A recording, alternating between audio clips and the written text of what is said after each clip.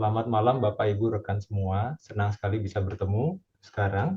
Bapak Ibu Saudara, kita diberi satu tema yang berkaitan dengan rekonsiliasi keluarga. Dan semoga ini dapat menjadi berkat bagi kita, khususnya di dunia kerja atau pendidikan. Karena keluarga ini paling banyak diserang hari-hari ini. Dari berbagai hal yang berharga di hidup kita, salah satu hal yang merupakan anugerah Tuhan adalah keluarga. Dimulai dari kelahiran kita, kita memiliki orang tua dan saudara-saudara, lalu dilanjutkan dengan kita sesudah dewasa, kemudian menikah, membentuk keluarga yang baru, dikaruniai juga dengan anak, itu merupakan karunia Tuhan yang luar biasa.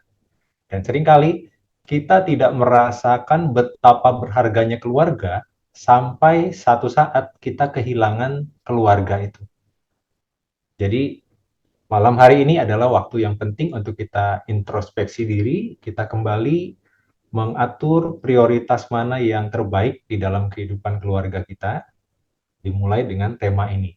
Tema ini tentang rekonsiliasi keluarga, memulihkan hubungan-hubungan yang retak di dalam keluarga.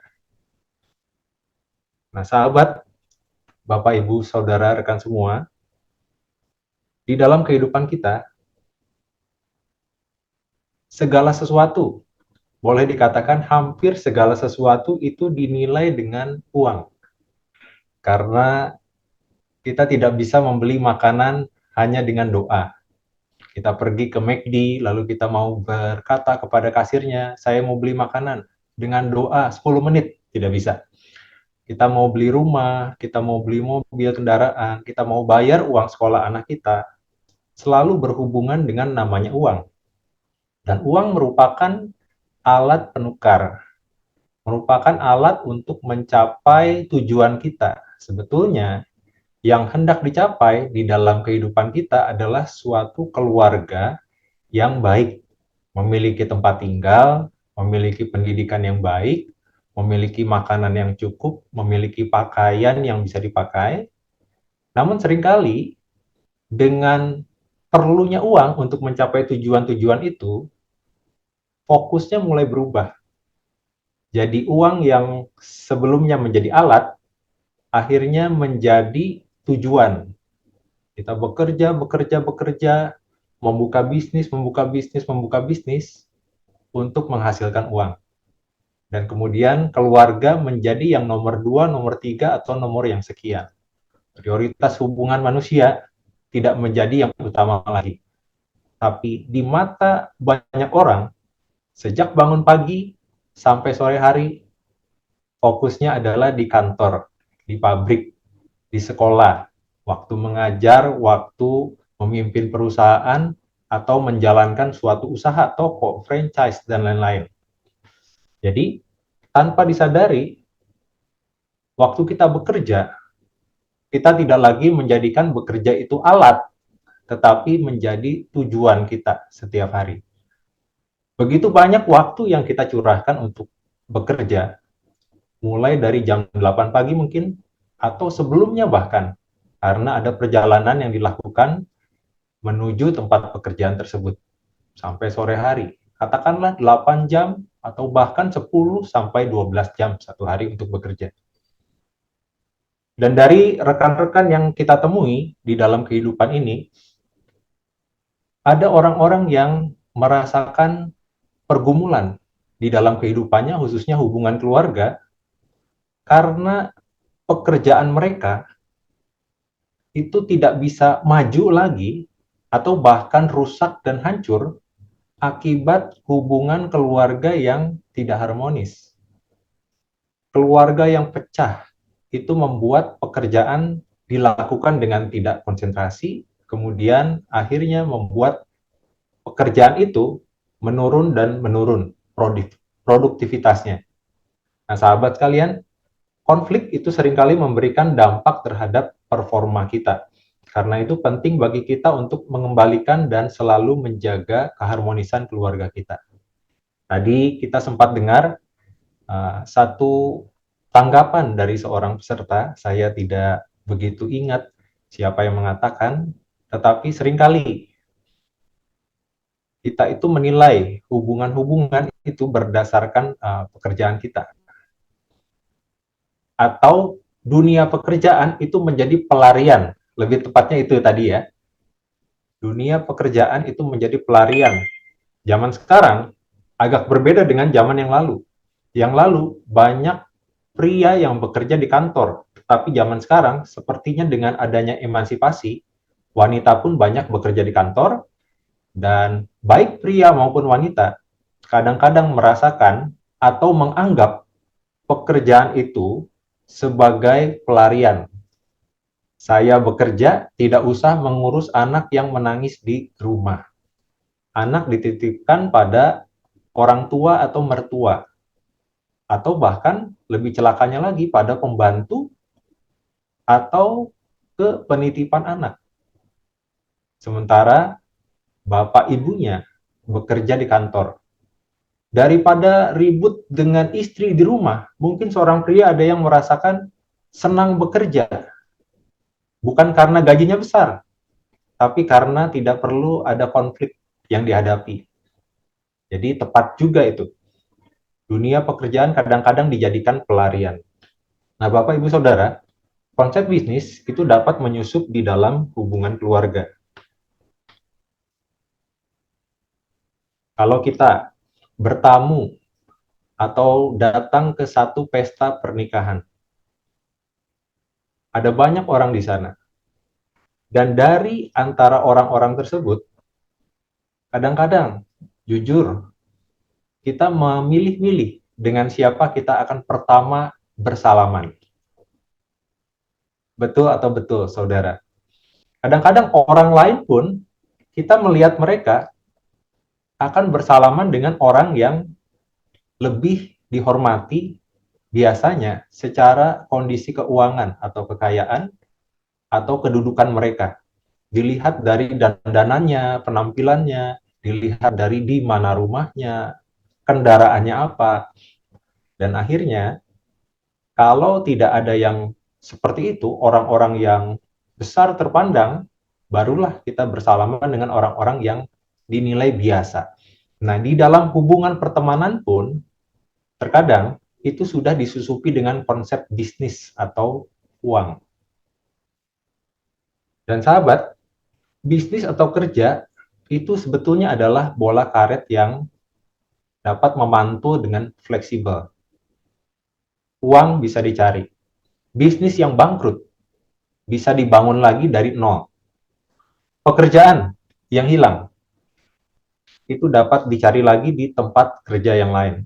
Tetapi pertemanan yang hancur itu sangat sulit untuk dibangun kembali. Keluarga yang pecah akibat perceraian, akibat perselingkuhan, lebih sulit daripada membangun bisnis. Kalau bisnis mau dibangun, perlu modal. Modal bisa pinjam, lalu bayar untuk bisnis itu dibangun kembali. Tapi keluarga tidak bisa seperti itu. Kita tidak bisa bayar berapapun supaya hubungan kita dengan anak itu bisa pulih. Tidak bisa semudah itu. Jadi, ada hal-hal di dalam kehidupan kita, seperti keluarga, kesehatan, pertemanan, dan iman kita, itu yang tidak bisa dibangun hanya di dalam satu malam. Dan tidak bisa juga dibayar dengan uang. Perlu dibayar dengan waktu dan proses yang cukup panjang. Dan ibaratnya sebuah bola, pekerjaan itu adalah ibarat bola yang karet. Bahannya karet, dapat memantul seperti bola basket. Begitu dijatuhkan, akan memantul kembali ke atas. Begitu dilepaskan, akan kembali memantul ke atas. Tetapi begitu kita lepaskan keluarga, yang ibaratnya bola kristal atau kaca, begitu menyentuh permukaan tanah, akan memantul, tapi tidak akan tinggi. Bahkan pantulan atau desakan atau benturan itu akan merusak bola kristal itu, membuatnya cacat, pecah, atau bahkan hancur berkeping-keping. Jadi, waktu kita mempelajari tentang rekonsiliasi keluarga, ada pepatah yang memang baik. lebih baik mencegah daripada mengobati. Preventif lebih bagus daripada kuratif. Jadi lebih bagus kita meminta Tuhan supaya memberi kita kemampuan untuk kita dapat memanage hubungan keluarga ini sebelum ada kejatuhan atau sebelum ada masalah-masalah yang besar terjadi. Kita minta pada Tuhan supaya kita bisa menangkap, kalaupun jatuh bola kristalnya, kita minta Tuhan supaya pimpin kita menangkap bola-bola itu sebelum sampai menyentuh tanah yang keras. Bapak Ibu, sahabat semua, kadang-kadang kita pikir bahwa, oh, kalau ada masalah, konflik dalam keluarga, tenang saja. Misalnya anak yang memberontak, atau kita lupa janji pada anak kecewa, anak sedih, atau kita kelepasan waktu kita mendidik anak, sedikit terlalu keras omongan kita membentak anak. Lalu kita pikir, waktu anak menangis, maafkan papa ya, kita pikir hanya dengan seperti itu, lalu masa-masa selanjutnya akan dijalani dengan biasa-biasa saja. Tetapi tidak ternyata. Bentakan pada pribadi anak akan membuat anak itu kurang percaya diri untuk masa-masa seterusnya. Seorang yang begitu dikasihi seperti seorang ayah atau seorang ibu yang membentak anaknya, membuat hati anak itu hancur berkeping-keping tanpa dia mengatakannya kepada orang tuanya. Jadi ini ibarat bola kristal tadi, bola kristal yang hancur. Dan kalau ibaratnya luka, luka ini, luka di hati anak, luka di hati istri atau suami, atau orang tua kita, itu tidak akan sembuh dengan sendirinya. Ada pepatah yang bilang, waktu yang akan menyembuhkan luka. Itu pernyataan yang tidak benar. Karena apa? Waktu justru akan memperparah luka yang tidak dibereskan. Jadi lebih bagus adalah menyembuhkan luka, merawat luka, retak-retak di dalam keluarga secepatnya. Karena waktu tidak akan menyembuhkan luka. Bapak, Ibu, Saudara yang dikasihi Tuhan, prioritas kita di dalam hidup kita adalah sebetulnya di dalam Alkitab atau di dalam kitab suci, di ajaran apapun adalah hubungan. Lebih dipentingkan daripada pencapaian, prestasi, kerja, atau uang. Betul ya? Hubungan itu adalah sesuatu yang lebih penting. Seperti hubungan manusia dengan Tuhan. Tuhan tidak mementingkan ritualnya, tetapi Tuhan mementingkan hubungannya, kedekatannya di dalam hati atau batin kita. Tuhan tidak memperhitungkan berapa banyak persembahan-persembahan, korban-korban yang kita lakukan, tetapi Tuhan memperhitungkan berapa taat kita di dalam hubungan kita dengan Tuhan. Nah, Bapak, Ibu, Saudara, mari kita jujur. Mengapa kerja itu bisa membuat kita kecanduan?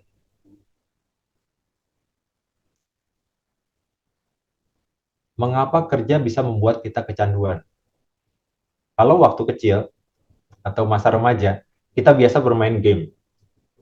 Rupanya, bagi sebagian orang, kerja merupakan seperti permainan yang hadiahnya real.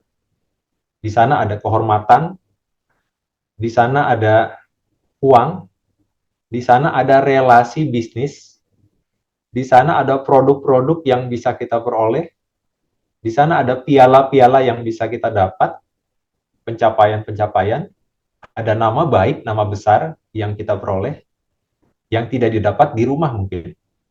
Ada seorang bos yang begitu galak di perusahaan, karena di rumahnya, dia adalah orang yang tidak bisa berbuat apa-apa, karena misalnya tinggal bersama mertuanya, atau tinggal dengan istri yang lebih dominan, atau tidak dihormati oleh anak-anaknya, sehingga di pekerjaan kemudian menjadi gila hormat, atau sangat keras terhadap anak buahnya. Namun, Tidak ada sukses sesukses apapun di kantor kalau di rumahnya gagal. Jadi kesuksesan bukanlah kesuksesan kalau mengorbankan hubungan-hubungan keluarga. Sekali lagi, kesuksesan bukanlah kesuksesan kalau mengorbankan hubungan-hubungan keluarga. Jadi diam-diam di tempat-tempat yang tersembunyi, di istana rumah kita, waktu pintu tertutup, orang lain tidak ada yang lihat. Disitulah letaknya diri kita yang sebetulnya. Hubungan kita dengan keluarga kita, itu adalah kehidupan yang sebetulnya. Bukan yang di tempat kerja, Bapak Ibu Saudara. Di tempat kerja cerminan kita, ya, sebagian. Tapi sebagian besar di rumah kita, itu adalah hubungan-hubungan atau pribadi kita yang lebih nyata. Ada penyesalan terbesar yang bisa kita hadapi di dalam kehidupan kita. Kalau kita tidak memanage hubungan keluarga dengan baik, kita bisa menyesal dan sangat menyesal. Misalnya saja, tiba-tiba karena kita sibuk kerja, anak kita sudah beranjak dewasa, sudah masuk ke jenjang sekolah menengah atas atau kuliah, dan mereka akan meninggalkan rumah jauh dari kita. Sejauh hubungan kita, kedekatan batin kita dengan mereka. Itu penyesalan yang pertama. Dan penyesalan selalu datang di belakang. Karena yang ada di depan adalah pendaftaran. Betul ya, sahabat? Penyesalan selalu datang sesudah kita gagal memulihkan hubungan keluarga yang retak. Lalu penyesalan yang selanjutnya adalah waktu kita melihat keluarga itu sudah memiliki hubungan yang dingin. Mungkin masih bersama. Kalau tadi kan yang pertama, hubungannya jauh terpisah. Terpisah ini bisa terpisah karena jarak, bisa terpisah dunia. Seperti misalnya hubungan kita dengan orang tua kita yang sudah lanjut. Kalau satu saat Tuhan lebih sayang, Tuhan panggil mereka. Kita selama ini tidak pernah atau jarang sekali kontak mereka karena kita sibuk bekerja. Akhirnya itu akan menjadi berujung pada penyesalan karena kita tidak memiliki waktu komunikasi dengan mereka. Dan penyesalan yang kedua adalah masih bersama-sama tetapi hubungannya dingin. Dan kemudian kita tidak bisa berkata-kata dengan bebas, kita tidak bisa komunikasi dengan terbuka atau jujur, kita tidak bisa dekat. Bahkan mungkin kalau seorang ayah datang ke rumah, anak-anak mulai menjauh. Istri pergi ke dapur, anak-anak pergi ke kamar masing-masing, sementara ayahnya sendiri di ruang keluarga. Hubungan yang dingin itu merupakan penyesalan yang terbesar juga di dalam kehidupan kita. Nah, Bapak Ibu, di sini ada gambar siapa yang akan menangis di makam kita kelak. Menurut Bapak Ibu, siapa yang akan menangis di makam Bapak Ibu kelak waktu Tuhan panggil pulang? Orang itulah yang perlu menjadi prioritas di dalam hubungan keluarga kita. Sekali lagi, yang akan menangis di makam kita, orang itu yang perlu menjadi prioritas karena mereka orang-orang yang mengasihi kita sebetulnya. Mungkin itu adalah istri kita atau suami, orang tua kalau masih ada, atau anak-anak kita atau saudara kita. Karena itu, kita mau melatih kita melakukan manajemen waktu untuk kita juga sediakan waktu komunikasi dengan mereka selagi kita ada dan juga selagi mereka ada. Karena belum tentu besok kita masih ada. Belum tentu besok mereka masih ada. Setuju ya, Bapak Ibu ya? Dan berikut ini adalah beberapa tips yang praktis. Karena kita tidak mau banyak teori, tapi lebih banyak yang praktis. Beberapa orang yang kami temui itu mengeluhkan hubungan keluarga mereka hancur karena sebetulnya bukan faktor luar, tapi faktor dari dalam diri. Itulah sebabnya kita perlu introspeksi. Misalnya, ada yang keluarganya hancur karena seorang ayah ini terkena narkoba, terjerat kecanduan narkoba. Akhirnya keluarga hancur, pekerjaan hancur. Ada juga keluarga yang hancur karena seorang ayah itu terkena godaan pornografi. Hubungan dengan istrinya rusak, walaupun tidak berselingkuh. Ada seorang istri yang suaminya suka pornografi, tidak memperhatikan istrinya. Lalu istrinya mulai tertarik dengan laki-laki lain, berselingkuh. Ada anak. Anak-anak ini kemudian memiliki teman-teman yang tidak baik. Karena hubungan mereka dengan keluarga atau orang tuanya tidak dekat. Jadi, sebetulnya penyebab utama keretakan keluarga bukan orang lain, tetapi saya. Bapak, Ibu, Saudara bisa katakan penyebab utamanya adalah saya. Dengan rendah hati, kita perlu mengakui bahwa saya adalah orang yang paling bertanggung jawab di dalam keutuhan atau keharmonisan sebuah keluarga. Bukan Tuhan, bukan orang lain, bukan juga pasangan atau anak kita atau orang tua kita. Tetapi saya, orang nomor satu di dalam keluarga ini. Apalagi kalau kita adalah kepala keluarga atau tulang punggung keluarga. Kita perlu berdoa, kita perlu punya hubungan yang baik dengan Tuhan, supaya diberi kesadaran ini, introspeksi dan juga kemampuan untuk menyelesaikan masalah keluarga. Yang kedua, kita perlu komunikasi yang jujur dengan pasangan kita, dengan anak-anak kita. Katakan kata-kata yang baik, yang perlu, ungkapkan permintaan maaf kalau sampai terjadi sesuatu yang mengecewakan mereka. Maaf, papi salah. Atau minta tolong waktu mau meminta mereka mengerjakan suatu tugas, tolong. Atau juga kita beri pujian waktu mereka baik. Papi bangga sama kamu. Terima kasih. Kita ucapkan terima kasih. Komunikasi yang jujur. Dan termasuk di dalam komunikasi yang jujur ini adalah waktu kita mengungkapkan kelemahan kita. Misalnya, di dalam kehidupan suami istri, daripada kita bertindak kasar sama istri kita, lebih bagus kita katakan dengan kata-kata yang lebih baik. Misalnya, saya tidak suka waktu kamu bilang agak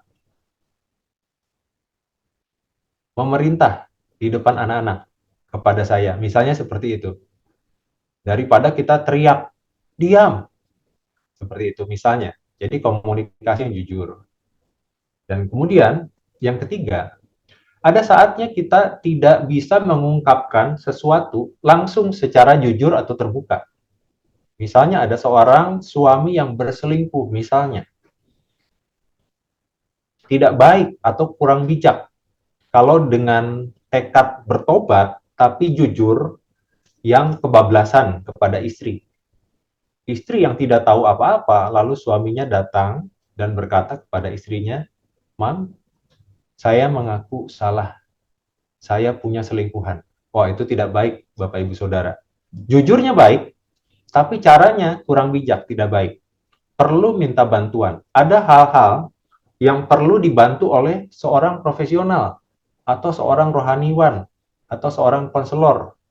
Minimal pihak ketiga, teman atau sahabat kita yang dituakan, yang dapat menjadi pembimbing, atau orang-orang yang dewasa secara rohani di dalam keluarga untuk menjadi pihak ketiga yang menyelesaikan masalah-masalah dalam keluarga. Kalau kita ada masalah dengan mertua, perlu ada orang ketiga yang bisa menjadi penghubung antara kita dengan mertua, misalnya. Tidak bisa istri kita atau suami kita, karena mereka anak dari mertua kita. Mungkin ada orang-orang khusus yang juga dipercaya oleh mertua kita atau orang tua kita untuk bisa menjadi penengah. Jadi perlu ada minta bantuan.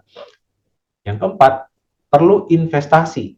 Dan investasi yang terbaik, kalau di dalam dunia bisnis, biasanya investasi dari leher ke atas. Investasi otak, mindset, wawasan, dan lain-lain.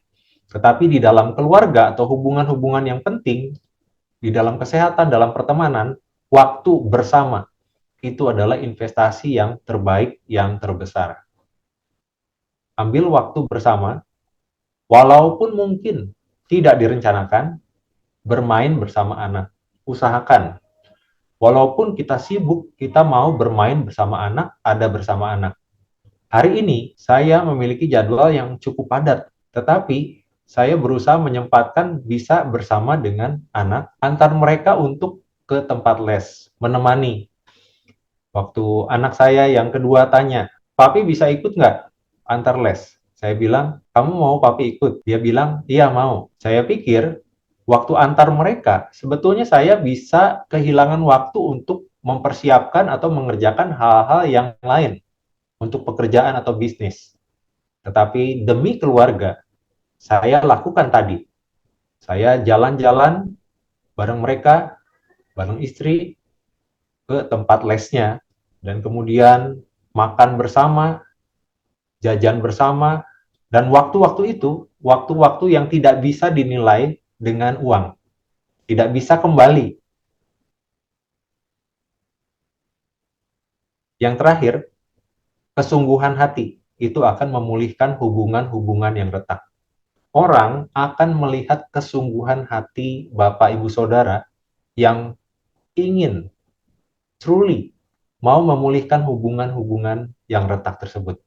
Kesungguhan hati ini akan terlihat lewat kata-kata kita, sikap kita, perlakuan-perlakuan kita, dan ini sifatnya akan terlihat di dalam jangka panjang. Perubahan hidup yang kita lakukan, kalau memancar dari hati kita, itu akan bertahan lama, bertahan seterusnya, karena dimulai dari kesungguhan hati.